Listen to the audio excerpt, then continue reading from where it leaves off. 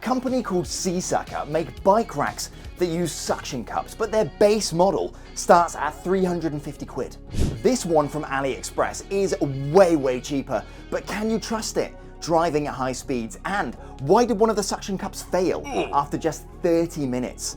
Yeah, let's figure it out. My name, as always, is Luke, and welcome back to Trace Velo.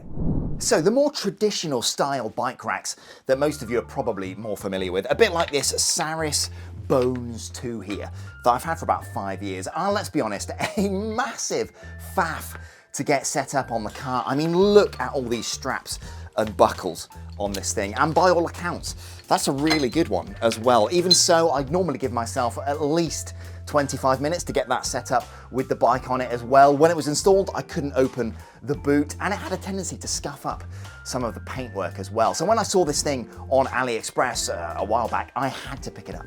Now, suction cups aren't necessarily the obvious choice for a bike rack, but they have been around for a while, albeit for a pretty big premium. So does this budget one cut the mustard? And by the way, I've bought this myself. This isn't sponsored by RockBros or anything like that. So with that being said, let's check it out. Now, I'll show you how it all works in a second, but in the box you get the manual, the bracket for the forks, which I'm just pulling out here, a little bag of tools, adapters for through axles, which I had to get separately actually, and again I'll cover that in a sec, suction cup for the rear wheel, and finally the main plate with the 3 suction cups, which actually holds onto your bike on the roof of your car. So checking it out, it's all really nicely made. The front bracket is a nice chunky piece of machined aluminium. The rear cup here has a large Velcro lockdown strap for the wheel, and the front piece has 3 of the same cups all bolted to a sturdy aluminium plate. The overall fit and finish of everything is really decent. Looks like it could hold a good bit of weight. So I'm just bolting that front bracket to the main plate here, and even the little 10mm spanner they give you in the box is it's really decent. So initial impressions, pretty good.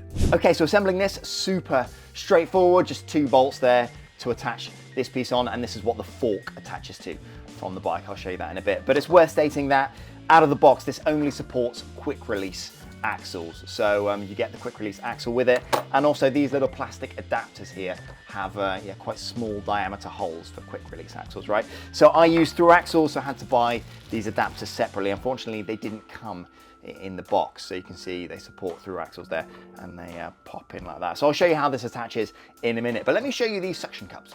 Okay, so here is the rubber cup, and it's really nice quality actually. It's difficult to show you, but the rubber is really thick, quite firm actually, so it should hold. So what I'm going to do before trusting my bike to this thing, I'm actually going to stick these down, all of these down to the desk, pump them up, leave them overnight, and see if they hold air. So I'm going to get that set up. So you also get a microfiber cloth in the box. It's really important to make sure the surface you're sticking the cups to is nice and clean, so just wiping down my desk here. Okay, right, so this is basically how it works, right? You pop it down and then start pumping out. So this is sucking the air out from underneath this suction cup, and you'll see this white thing disappear when, there you go.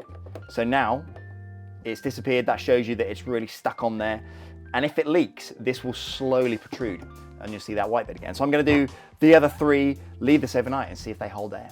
All right, so it's been less than 5 minutes, and yeah, it's already failed. That's leaking, this isn't far behind, and that's leaked as well. So I don't think it's it's not a great test, because this is a cheap IKEA desk. It's got a matte finish on the top, and this is where I do a lot of my work with my tools and stuff, so the scrapes and scuffs all over it. So what I think I'll do is I'll reattach these to one of the windows in my kitchen. I think that's a better test. Right, so I'll stick them here, and I've cleaned the window down with some Mr. Sheen, so giving it the best chance of succeeding. So let's get them up. Right, these are all on, and this is literally best case scenario really for these suction cups. Super clean glass for them to attach to, so I'll leave them for a good few hours and we'll see if any of them leak. So here's a picture just after install, and here they are. 8 hours later, the buttons have protruded slightly, but no white strip showing. So let's test them for real. Okay, so different sponsor today, so yeah, bear with me. But a couple months back, I did a video on this random bike light that I bought on AliExpress. It's from a company called Magic Shine that I'd never heard of before, but after I posted it, they got in touch, and a really cool guy over there called Nick sent me some of their other stuff to check out. So for the last few months, I've been testing their new cycle glasses. You might have seen me wear them in the last couple of episodes actually, these photochromic windbreaker ones. So the lenses automatically adapt to the lighting conditions. congratulations. I wear them on every ride now. I think they look wicked. They never fog up. They're super lightweight and comfortable, and the arms have these springy bits on so they don't make the tops of your ears ache when you've got them on for hours at a time. The photochromic ones are 50 quid, 40 quid with just regular mirrored lenses, although they've given me a code that will save you 20% off of those and everything else they've got on the site as well, which is pretty cool. Their company motto is see more, do better, which I thought was like such a great tagline. Really suits what they try and do. But yeah, honestly, these are wicked glasses, so I'll put all the details in the description. And if you do end up getting something, I get a bit of kickback too, which is cool. Anyway, enough of that, let's crack on. So at this point, I've actually been using the bike rack for a good few months, and I've done several multi-hour trips down the motorway, and bar one little hiccup, which I'll cover in a second, it's been absolutely great.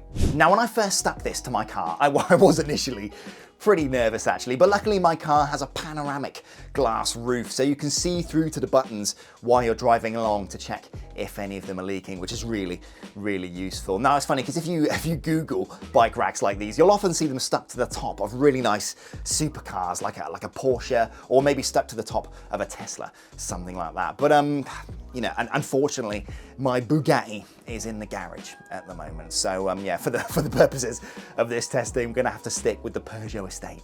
So I'm cruising here at 70 miles an hour on the motorway, and it's pretty solid. Admittedly, I was quite nervous on this first trip, heading down to Mudderford on the coast to see some family. So a pretty decent drive. I was getting my wife to check those buttons every few minutes, looking for that white band. But as the drive went on, I just stopped worrying, to be honest. Around 3 hours later, we ended up at the beach in Mudderford, and the bike hadn't shifted at all. I hadn't touched any of the buttons, and you can see no white bands showing on any of those cups. A month or two later, we took a little vacation down to Cornwall. This is me on Gwythian Beach with my daughter. My wife was sea swimming, but I am far too much of a coward for that. So looking like a plainclothes ticket inspector, I'm off to grab a flapjack at the cafe. Anyway, all in all, the trip down was about 5 hours. This is halfway at the beautiful Columpton services, a true gem of the southwest, and you can see virtually zero leakage on any of those cups. So yeah, it's really solid. The bike does wobble around slightly in the wind, which hopefully you can kind of see here, but nothing to really be concerned about. I've got some footage here where I'm going about 55 miles an hour down some country roads, and yes, some movement, but nothing major. It definitely doesn't damage the bike or affect the suction to the car in any way.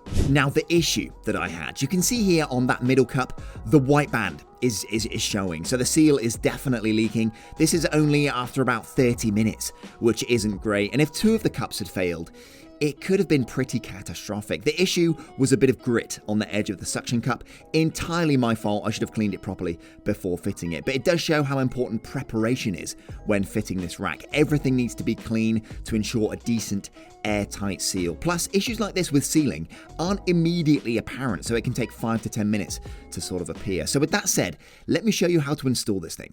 First off, clean the roof. You want all of that grit and grime gone, and as mentioned, take some time to clean the rubber cups as well. Get the front set of cups centered and then lock them down, making sure the buttons face backwards. With that done, get your bike up there and get the forks secured with the through axle. You need to be careful here because if the bike slips, it could dent your roof or potentially smash the glass. Next, the rear wheel needs securing. So again, clean off the roof, get that rear suction cup secured, and use the straps to hold the wheel in place. Lastly, use the smaller Velcro strap that you get in the box to stop the cranks spinning around in the wind. And you're done. You're aiming for something like this with the bike centered on the roof to minimize drag. And once the bike is off, to remove the cups, just peel up the edge to break the seal. Easy peasy.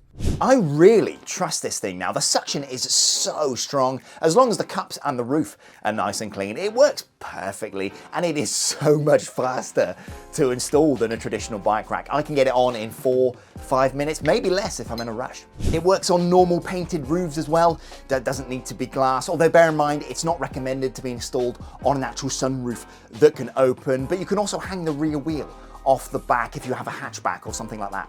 I've also used it in some really strong blustery weather and it's been completely fine. So yeah, there we go. Absolutely love this thing. It's just so easy and sort of convenient to use. Now, I've linked the seller that I used on AliExpress down there in the description. That's an affiliate link, so if you choose to get it from there, it won't cost you anymore, but I get a little bit of kickback from AliExpress, which is cool. But yeah, if you do get one, maybe do the window test like I did to kind of check the seals for a couple of hours before trusting your bike to it on the motorway. But either way, it's really well made, a great bit of kit for the price. Anyway, subscribe if you like this kind of thing, hit the like button if you enjoyed this episode, and if you've got any questions or comments, stick them below, and yeah, we'll have a chat. And let me know what you think of this new camera angle that I've got going on. I'm normally sort of stood back there presenting, but I find when I do that, I have a tendency to kind of shift around and flail my arms about. So I'm trying to limit my range of motion by being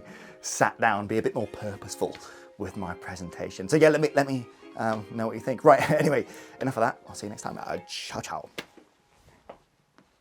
It's the bonus clip time. Now, the keen-eyed among you will have noticed these new additions on the bike. 6-spoke carbon wheels here. I've been using them for the last few weeks. I got them from Elite Wheels, and they are just absolutely bonkers, aren't they? So stiff. So obviously great in the sprints and on the flats, but admittedly not the most comfortable wheels that I've got in my collection. So review on these coming up soon. Now, interestingly, I think it was last week, I watched a video by Hambini about the design of the free hub engagement mechanism used on these wheels and some others by Elite. There appears to be a bit of a dispute between Elite Wheels and a company called Cuvist around the design they're using here. So interesting to see how that plays out. But still, yeah, review on these coming up soon. And I've also just installed the new L2 ERX. Again, I've been using this for a couple of weeks by this point. So it's the new version 2 with a slightly updated front derailleur and a new color scheme. Now, the last one was good, and this one is great as well. So no massive leaps forward in terms of functionality. But yeah, it is lovely. And I do prefer the design of these buttons as well over the previous generation. So review on these coming up soon as well. So yeah, loads on. Get subscribed so you don't miss it. And I will see you next time. Ciao.